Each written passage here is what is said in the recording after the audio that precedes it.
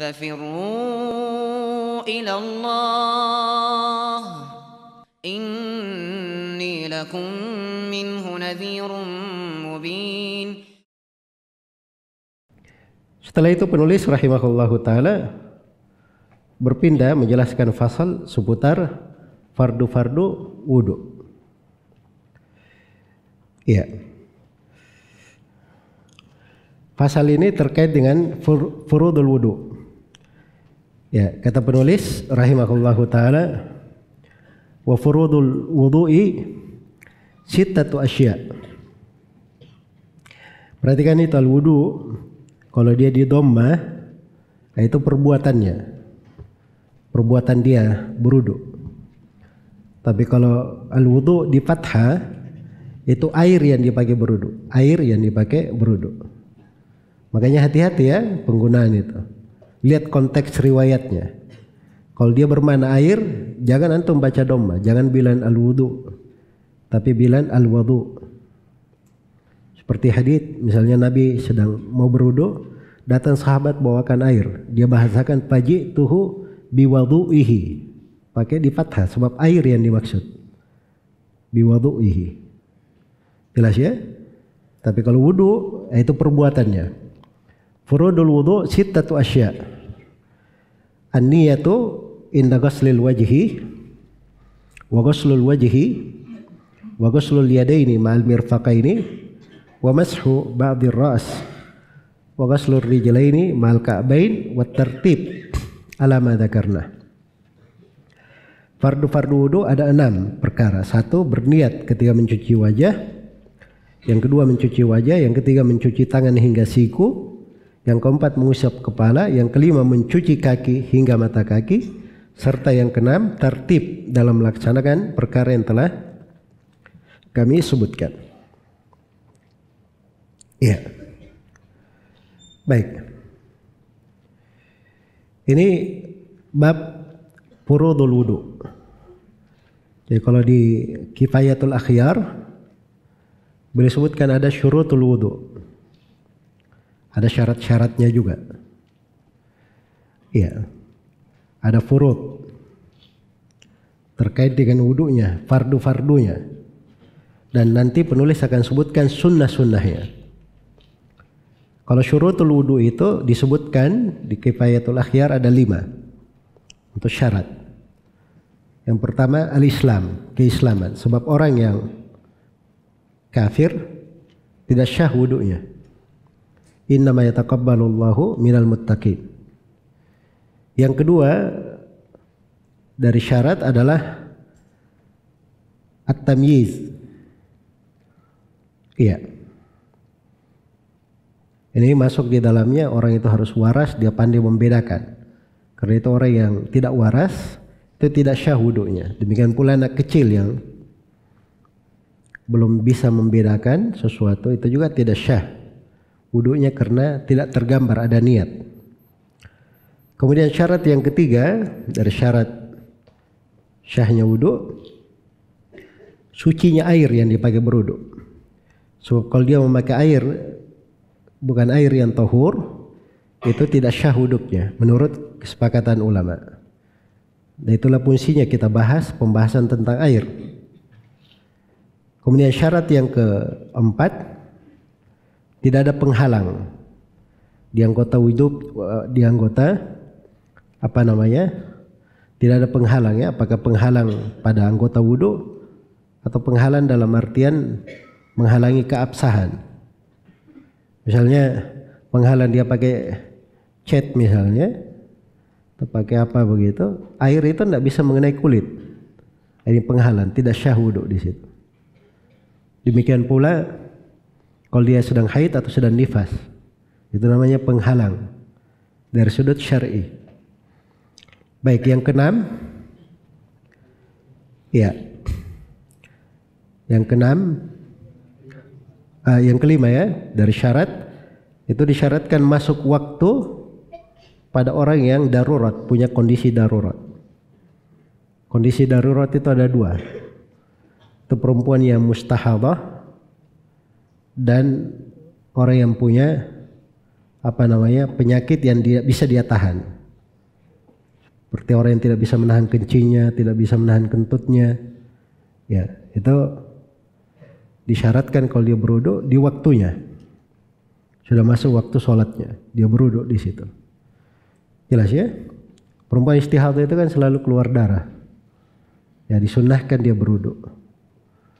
Demikian pula orang yang air kecilnya tidak bisa dia tahan. Nah, itu biasanya sebelum dia sholat,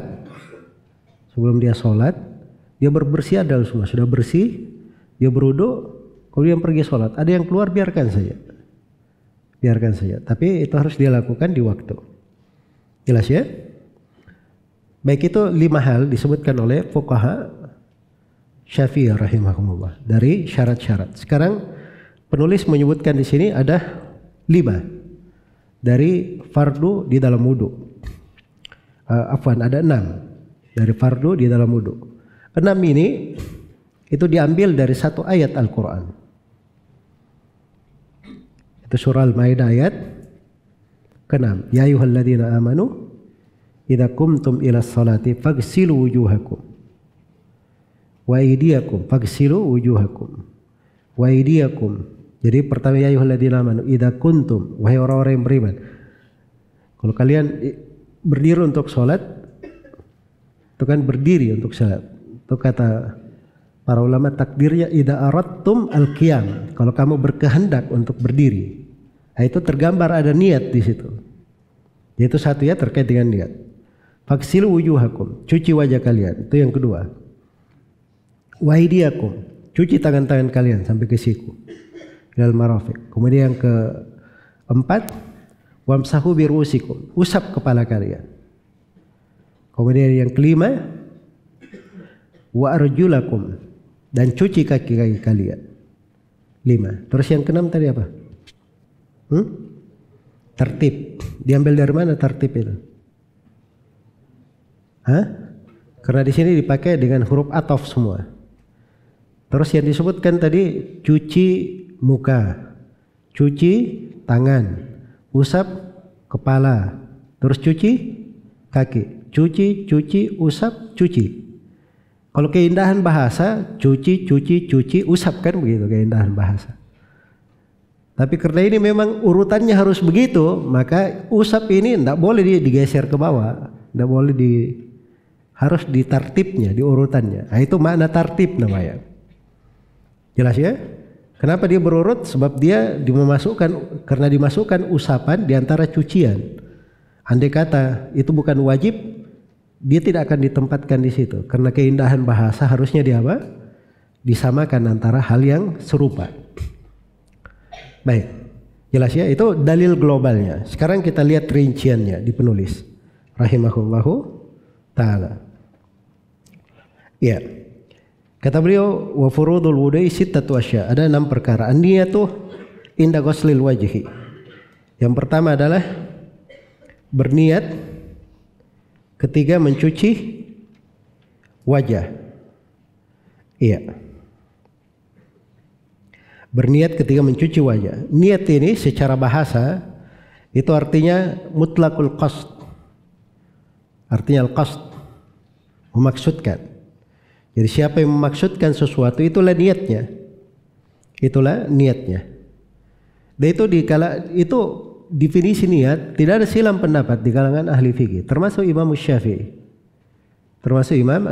Cuman sebagian dari ulama Syafi'i ada yang keliru di dalam memahami ucapan Imam Syafi'i di pembahasan haji.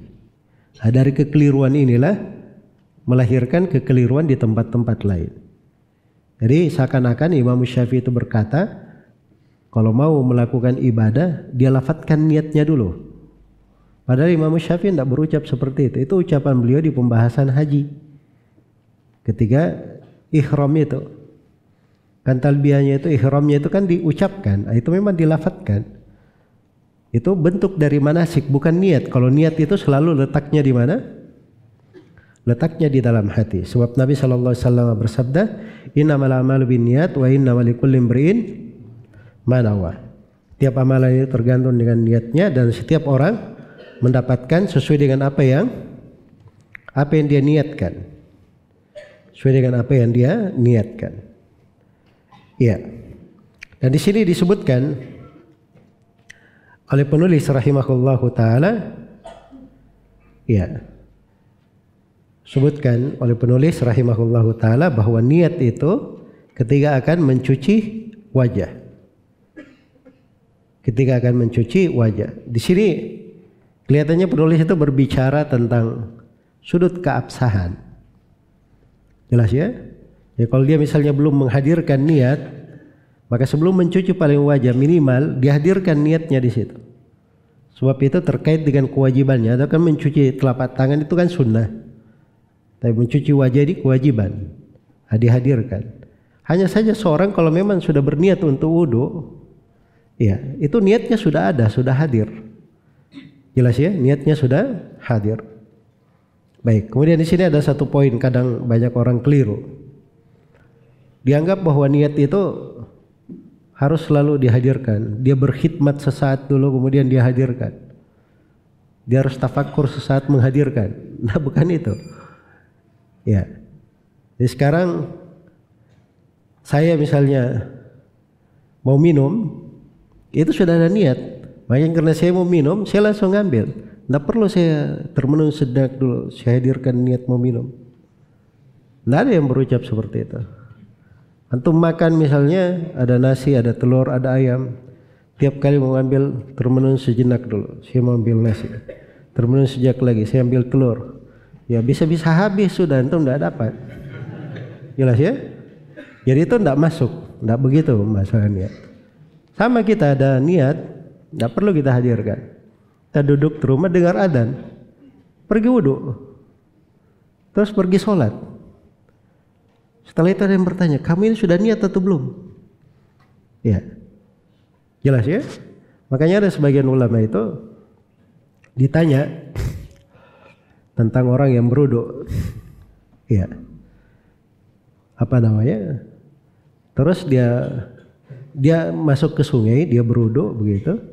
Setelah itu dia keluar, dia tanya kepada alim itu, saya tadi nggak tahu saya apa namanya, saya tadi berniat atau tidak? Apakah sholat saya syah? Kata alim ini, enggak, kamu tidak syah sholatnya. Kenapa? Karena kamu orang gila. Ya, masa dia sudah pergi wudu sudah ini, tiba-tiba dia pergi tanya untuk itu. Nah, itu kan dia tidak apa namanya, hal yang sebenarnya sudah ada di hatinya, cuman itu was-was dari syaitan masuk dari arah yang seperti itu. Jelas ya? Makanya antum mungkin masih dapat ya, ini masih saya lihat sebagian tempat Jakarta itu masjid Allah, masih Allah, oh, belum yakin ya. Kita yang di belakang ini yang repot ini, kapan dia takbir? Ya, Allahu Akbar baru dihadirkan katanya. Nah, itu bentuk was-was itu masuk dalam banyak hal, merusak. Ini karena takalluf, dia tidak tahu pembahasan hal itu di tengah para ulama. Dan tidak ada yang seperti kalau dia lihat di sirahnya para sahabat, para tabiin, tidak ada orang-orang kayak gitu modelnya. Jelas ya? Baik.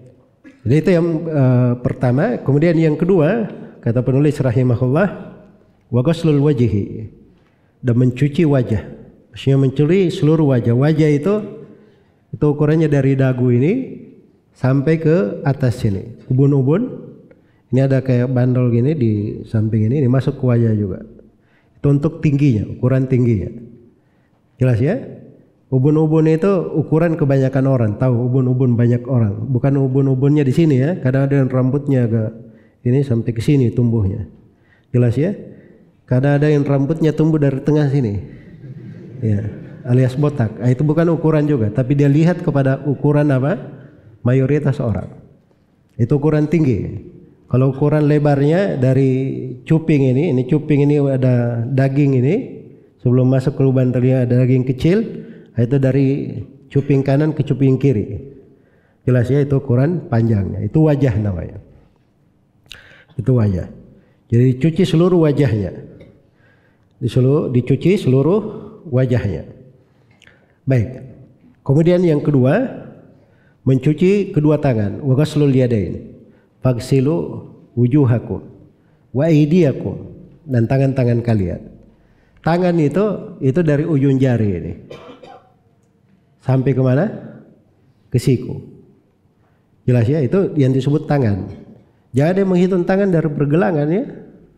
Keliru antum menghitungnya nanti. Hitung dari mana? Dari ujung jari. Iya. Jadi kalau yang awal wudu itu mencuci telapak tangan namanya. Itu hukumnya sunnah menurut kesepakatan ulama. Mencuci apa? Telapak tangan. Akan disebut oleh penulis nanti rahimahullahu ta'ala. Mencuci telapak tangan. Tapi mencuci tangan, kalau sampai di pembahasan ini mencuci kedua tangan, itu maksudnya dari sini sampai kemana? Ke siku. Jelas ya? Jadi dia cuci lagi sini sampai ke siku, dia cuci balik, dia selai-selai lagi. Iya, karena memang itu syariat menyelai-selai jari jemari ada disunnahkan. Ilal mirfaqain, ila di situ, ya ila kalau dilihat di dalam haditsnya itu mempertegas bahwa siku itu masuk ke dalamnya, dilewati. Ya. Karena itu datang di dalam hadits Abu Hurairah riwayat Muslim, Nabi itu mencuci tangannya hatta syara'a ilal abad, sampai beliau mulai masuk ke siku, sampai mulai masuk ke lengan. Berarti ini sikunya lewat. Sikunya lewat. Jadi siku ini harus masuk ya, dilewati. Ya sama dengan mata kaki nanti, mata kaki juga dilewati. Baik. Sudah berapa? 3. Kemudian wa mashur ras. Ya, wamas ar-ras. Kalau di bahasa penulis di sini, wamashu ba'dir ras, dan mengusap sebagian kepala. Ya, karena itu di madhab Syafi'iyah kewajibannya itu sebagian. Kenapa diambil kata sebagian? Ya, karena al-masah itu mengusap itu, ya mengusap itu memang tidak mesti kena semuanya mengusap. Sekarang buku ya, ini buku. Buku ya, saya letakkan tangan saya di tengah. Saya gerakkan ke bawah begini. Pertanyaannya, saya mengusap buku atau tidak? Mengusap. Kena semua? Tidak, tapi antum bilang mengusap. Sebab itu gerakan. Jadi mengusap itu, dia tidak mesti kena semua. Itu asal kata mengusap. Jelas ya? Karena itu di kalangan ulama Syafi'iyah itu mereka banyak pendapat masalah sebagian ini. Sebagiannya itu berapa? Ukuran sebagian. Apakah cukup ubun-ubun saja? Sebagian cukup sepertiga? Banyak pendapat dalam hal itu. Tapi kalau ingin pendapat yang lebih kuatnya, lebih selamat dan lebih mencocoki apa yang syah dari Nabi Shallallahu Alaihi Wasallam, maka usaplah dari ubun-ubun sampai ke belakang, dari belakang balikkan lagi ke depan. Sebab itu yang dicontohkan oleh Nabi Shallallahu Alaihi Wasallam dan tidak pernah beliau tinggalkan, kecuali kalau pakai imamah. Kalau pakai imamah beliau usap ubun-ubunnya, kemudian beliau usap di atas imamah. Dan itu dalil yang dipakai sebenarnya oleh ulama Syafi'iyah bahwa cukup mengusap ubun-ubun sampai kemudian dilanjutkan dia imamah. Ini kan kalau pakai imamah, dan itu salah satu kaifiat dalam pakai imamah. Pakai imamah itu boleh kaifiat lain, dia tidak usap ubun-ubun sama sekali juga boleh. Karena ada di sebagian riwayat tidak menyebutkan mengusap di ubun-ubun ketika mengusap imamah. Jelas ya? Tapi kalau dia usap itu lebih aman, lebih keluar dari silang pendapat. Lebih keluar dari silang pendapat. Jelas ya? Baik. Ya maksudnya bahwa mengusap sebagian kepala, kalau diusap sebagian dari sudut keabsahan sah, insyaallah taala. Tapi dari sudut afdalnya, di afdalnya usap dari mana? Dari depan ke belakang, dari belakang balik lagi ke mana? Ke depan. Nah, itu kalau menurut sebagian ulama seperti Imam Ahmad malah itu wajib kaitannya dengan keabsahan. Karena itu pada hal-hal yang seperti ini seorang itu cari yang aman saja. Jangan masuk ke silam pendapat, diambil sesuatu tidak aman untuknya. Kan kalau dia usap dari depan ke belakang, belakang balik lagi ke depan, kan itu syah menurut semua ulama, kan begitu. Kalau dia mengusap sebagian, itu sebagian ulama menganggapnya apa? Tidak syah. Maka diambil yang aman saja. Baik, berikutnya. Mencuci, kata penulis rahimahullahu ta'ala, wa ghuslur rijlaini mal ka'bain, mencuci kedua kaki bersama kedua mata kakinya. Dan itu saya sudah terangkan ya, karena ayatnya kewajiban, banyak hadits juga. Ya, ilal ka'bain, ila di situ bermakna ma'ah. Kemudian yang kedua tartib. Ya, tartib saya sudah terangkan dari mana sudut pendalilannya. Kenapa harus berurut. Baik, ini furud al-wudu.